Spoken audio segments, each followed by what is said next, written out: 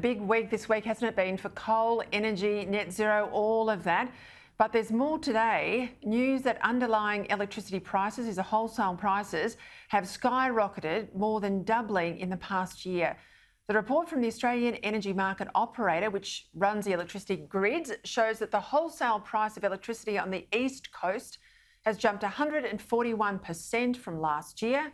That's 36 megawatt an hour to $87 a megawatt hour. The increase has been driven by rising fuel costs, coal power outages, and of course the war in Ukraine. Joining me now, Resources Minister Keith Pitt, who comes to us, I'm assuming, from Bundaberg, but he'll correct me if I'm wrong.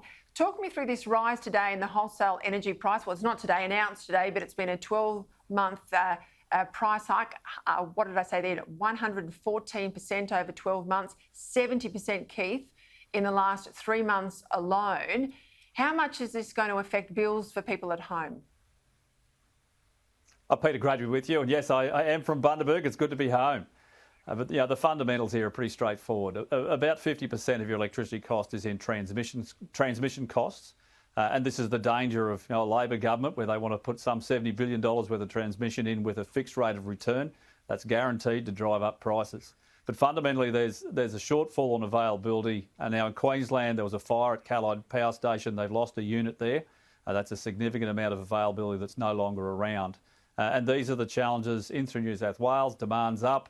And these are the sort of significant problems you can have into the future. We do need to ensure that our electricity is affordable and reliable. That's why the Coalition is focusing on technology, particularly carbon capture and storage. The International Energy Agency says that you can get a 90% reduction in emissions with Healy coal-fired power station combined with that technology, and that's a good outcome. Look, I know you've been a sensible voice inside the Coalition about nuclear power. You haven't won that war yet, but let's hope you get re-elected and it keeps going on. I know you're sensible about these next generation coal-fired power stations, but most of your colleagues aren't there. They've drunk the Kool-Aid on net zero. They want us to get there using technology that hasn't been invented yet. And they're not even having that conversation about nuclear that I know you're passionate about. Last night, Dr. Benny Pizer, who's the head of the Global Warming Policy Foundation, was sitting here on Credlin, and he had a very stark warning for us about the energy crisis in Europe. I think most Australians are not aware just what a disastrous energy crisis we're having in Europe. If you look around the world, net zero is dead. So they've woken up to it, even all the ones in Europe that are signed on to Glasgow. China and India, they were never with us on this issue anyway.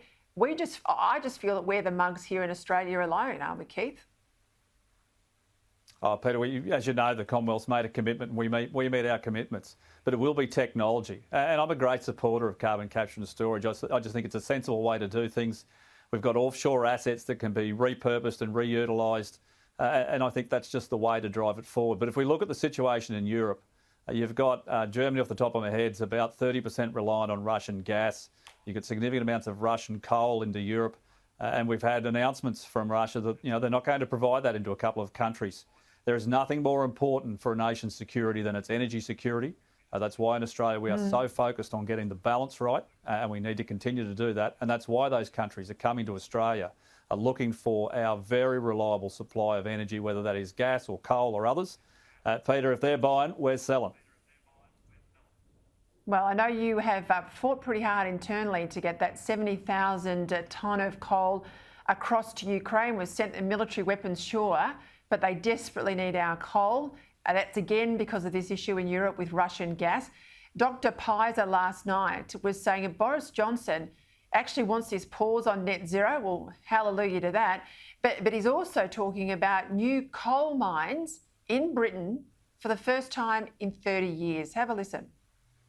The government in Britain has called on the coal companies to continue burning coal. They want to extend coal much longer than they anticipated. They are actually on the verge of approving the first new coal mine in Britain in 30 years.